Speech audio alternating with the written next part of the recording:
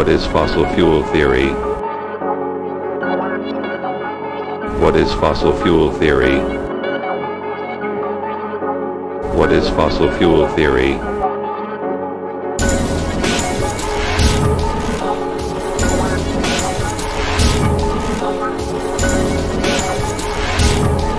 What is fossil fuel theory?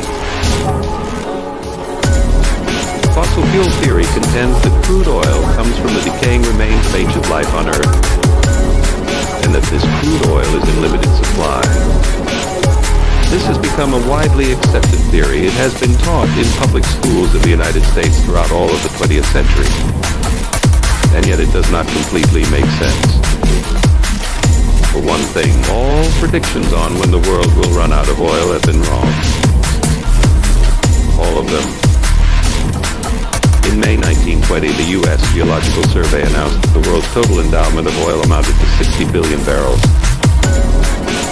In 1950, geologists estimated the world's total oil endowment at around 600 billion barrels.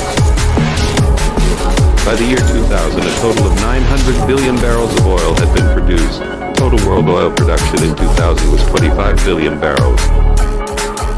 In 2012, the U.S. Geological Survey put the estimate at 565 billion barrels.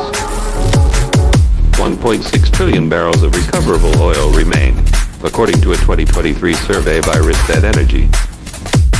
The U.S. Energy Information Administration data for 2023 indicates that U.S. total petroleum production averaged about 21.691 million barrels per day. If we use the U.S. production schedule from 2023 and assume we continue producing this amount until the 1.6 trillion barrels is depleted, we would have enough oil for the next 200 years. Yet the current prediction has oil running out by the year 2050. The furthest we have found fossilized microscopic life is around the Norway-Russia border, approximately 4 miles underground. The furthest we have found dinosaur fossils is approximately 1.4 miles underground. Currently, the deepest oil well is approximately 7.5 miles underground. NASA discovered that one of Saturn's moons has more oil than Earth. So does that mean that prehistoric life existed on one of Saturn's moons? Well, for those of you who don't believe that, the Russians have an alternative theory. This theory was first enunciated by Professor Nikolai Kudryavtsev in 1951. The theory is that oil is produced inorganically by a process in Earth's mantle through a complex process involving hydrocarbons and carbon dioxide, meaning it is not a finite amount. This theory has been tested and retested for decades and has become a widely accepted theory by scientists all over the world.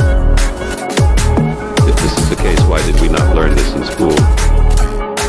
Politics did play a role, especially the Cold War. But so does economics as well. New deposits and ways to produce oil are being found all the time, suggesting that the supply of the world's oil is actually increasing. If this is the case, oil prices seem as though they should be lower than they are. Part of this is in part due to a large percentage of the world's oil production being controlled by a global conglomerate called OPEC. They do this in the hopes of controlling prices and supply. The U.S. claims to have no involvement in this. Yet in 2021, the United States imported about 11% of its crude oil from OPEC. Oil has become a staple good not just for the U.S. but for the whole world. Recessions are usually tied to oil prices increasing due to the need of crude oil for shipping of all major companies with physical goods. But if supply is increasing and known to be renewable, what is the real agenda if not price manipulation and control of the marketplace?